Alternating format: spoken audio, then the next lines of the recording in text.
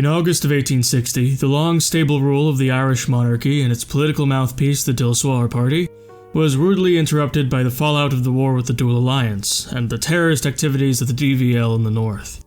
The Crown and its government tried and failed to win the war, and tried and failed to control the terrorist activities of the DVL. The strained peace broke when the Crown attempted to prevent vigilante justice against the DVL, hoping this would illustrate their control of the situation. In reality, this just strengthened a rapidly developing disdain for a government the Irish people saw simultaneously as both internationally ineffectual and domestically tyrannical. This led to dissident political factions cropping up out of the state of things, including an entirely new movement credited to a lawyer named Cormac Buckley, founder of the Gan Tract Party. This ideology was anarcho-liberalism.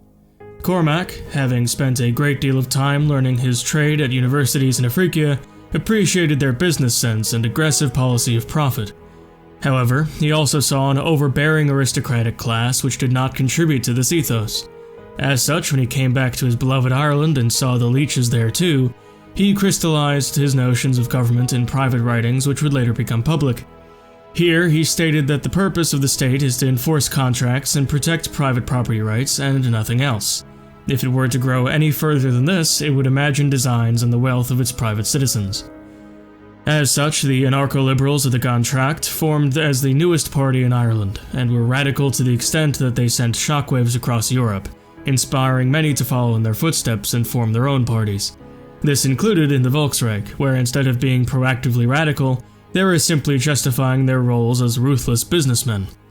They had no need or desire to overthrow the state as it was, as Volkish aristocrats actually participated in the industrial economy, participating as simply extra players and sources of funding in the game of business. Regardless, these industrialists and capitalists dropped any pretense of workers' rights and slashed protections on them. Certain elements were particularly bothered by this, and on the 1st of August 1861, Karl Marx published his Communist Manifesto in Frankfurt, the heart of the Volksreich. This led Volkish workers to found a party dedicated to advancing the agenda laid out therein. The first groups called themselves socialists and believed in a land ruled by the workers, where the workers control the means of production. Equality, justice, solidarity, and democracy were other vital points in the socialist ideology, and could be seen scrawled on their red banners. The Volkish Socialist Party was the first of its kind in Europe, and indeed the world. In 1862, they gained seats in the Gnaden Forum, and in the reshuffling of 1863, the Socialists continued to gain seats, cutting into the Liberals' long-held majority.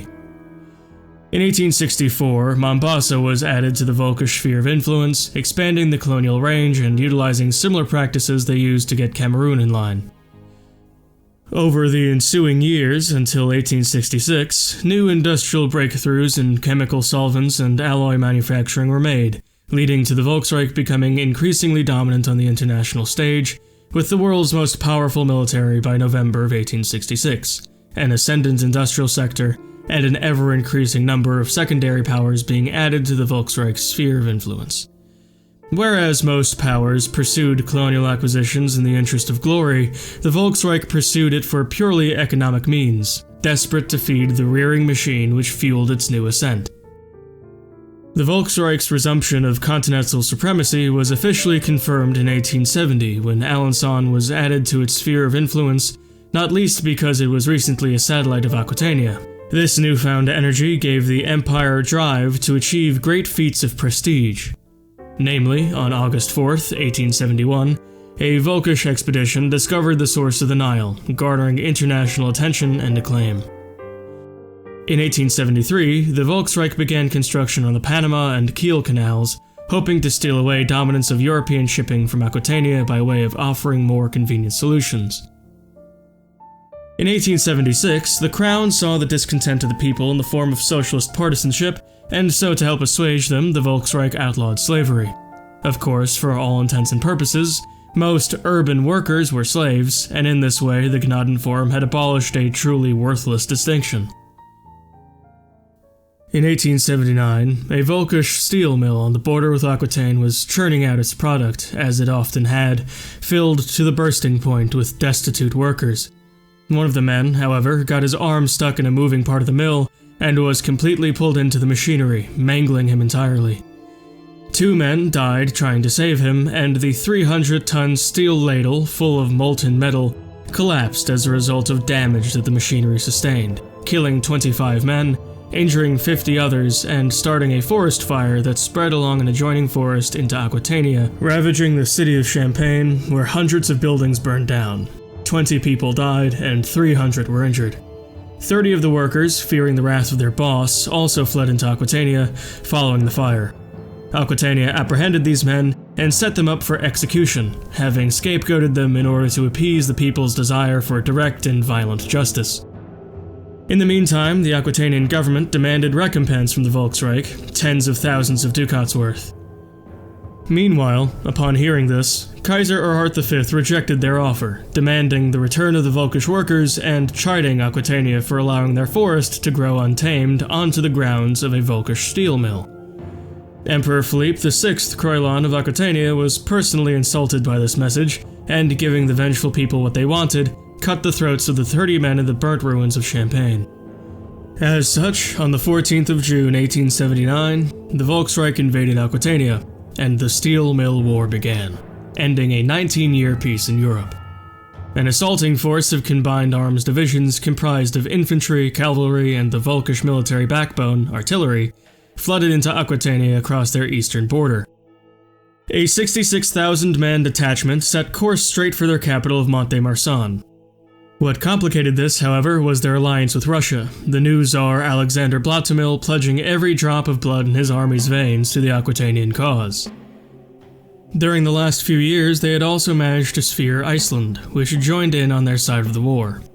This presented the Volksreich with western, eastern, and northern fronts, a clear and obvious disaster waiting to happen. As a result of the war's variance, it took different conditions depending on the theater. The Western theater consisted of fast-paced, medium-sized battles, and there were many going on at any given time. The soldiers from Aquitania were better equipped and trained, but Volkish artillery was far beyond what they could achieve. Also, the industrial capacity of the Volksreich led to simply overwhelming numbers for the Aquitanian military to deal with, for the army they were facing was twice their size. Some archetypal battles of the Western theater included the Battle of Champagne, where a cavalry charge of Aquitanian dragoons was cut down by a swarming mass of Volkish infantry. Another notable battle was the March of Unmarked Graves, where Aquitanian infantry was harassed by Volkish artillery for weeks until they reached the encampment just over the border and decimated it, killing the operators. The Northern theater was slow, but without any opposition. It was just cold and undermanned. An archetypal battle here was the Stalk of the North Sea, where Icelandic vessels harassed and sank dozens of Volkish ships in the far north during a spell of fog. The Eastern theater was the most difficult for Volkish guns, because while the Russians were ill-equipped, their numbers matched the Volkish army, and their cavalry was superior. Battles here, like the twin battles of Novgorod and the Baltic Shuffle, which happened on the same day, saw Novgorod put under siege and fall to Volkish hands, only to lose the city to fire, and the Baltic Shuffle saw the exclave switch hands to the other power in an almost perfectly opposed fashion. There was also fighting in the New World in Africa, but this was less significant to an extent, as each power's colonies solely focused on providing for the Continental War. As the war entered its fall season, more dual alliance victories were made, after brief but major Volkish resistance, driving their armies deeper into the mainland. On November 4th, 1879, their advance was thwarted and the Russians were pushed back in the east as a result of a major Volkish offensive. This offensive, known as the Eastern Run, was headed by General Aldorf von Liebermann and was notable for its unusual strategy. The Russians, with their superior numbers, were advancing and scarcely being held back by the trenches and even artillery support of the Volkish Royal Army. As such, a false retreat was commanded and the main trench line abandoned. As the Russians flooded into it and began to set up a new front line, it was detonated via hidden charges, and many thousands of soldiers perished, buried in this way.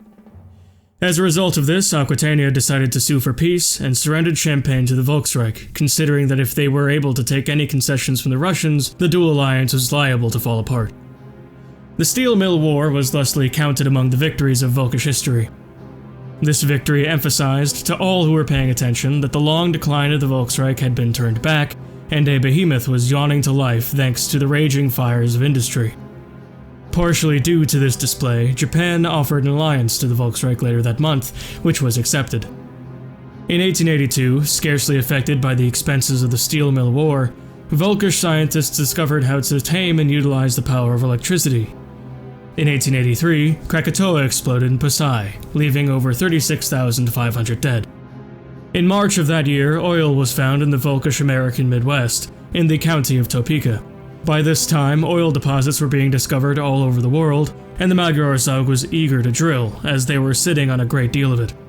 Indeed, they were even willing to trade with the Volksreich for the machinery in order to do so, but the Volksreich refused.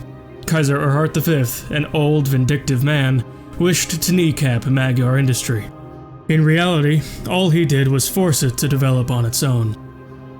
In 1884, the Volksreich invented the light bulb. On July 4, 1885, Kaiser Erhard V died and was succeeded by his son, Erhard VI von Formbach. He was a bookish and introverted man, and a stutterer, which was a product of his father's harsh rearing. As a direct response to this, the First Jacobin Rebellion erupted across the Volksreich. Certain tribunal elements in the Gnadenforum, terrified of Erhard V, bided their time and took this opportunity to strike while a perceivably weak Kaiser ruled, and of course before they lost any more seats to the Socialist Party. As such, there was fighting in the eastern half of the country. The beneficent army was set to the task of reining them in, and the secret killing men in his father's employ were redirected into that older, more venerable institution. This was due in part to the fact that Erhard V feared them. Regardless, Volkish foreign power was still effective, and so in 1886 the Volksreich added the Fatimids to the Volkish sphere of influence, largely in pursuit of oil. On the 9th of July 1886, Kaiser Erhard VI allowed his generals to act on his behalf to make him seem strong, and the Volksreich declared war on Russia for the territory of Latvia, which to this point had long since cut off Volkish Estonia from the rest of the Volksreich. Erhard V never allowed them to take this action, as he wished to avoid stoking Russian irredentism in the future. Regardless, the Baltic War was now here, and it was fought along the same alliance lines as the last one, but with different strategies. The Aquitanian military prepared rapid invasion detachments in order to disrupt slow-moving Volkish artillery divisions, and the Russians conscripted even more soldiers into their military in an attempt to either overwhelm the invading forces or drag the war out into winter, where they could have a greater chance of winning the frozen Baltic ground. These strategies caught Volkish forces off guard, slowing the initial invasion and softening the blow the dual alliance had to take. The Volksreich responded, however, with cavalry maneuvers and escorts for the artillery, and in the east they responded with mobile strategy, circling their armies around to a flanking position when their divisions were shadowed by Russians, and led them into encirclement. This new eastern strategy was a blatant copy of what the Volksreich was seeing in the west with the Aquitanians, and as such they were able to prevent the Russian mass troop movements from reaching their full potential, and were able to conquer the Russian Baltic exclaves before the year was out. While this improved the image of Erhard VI, it also vindicated his father in his fears that Russian irredentism would spread throughout the Russian population, causing serious problems for the Volksreich down the line. For now, however, this victory abroad led to victory at home, and the Jacobins were crushed, their conspirators hanged in front of the Gnadenforum.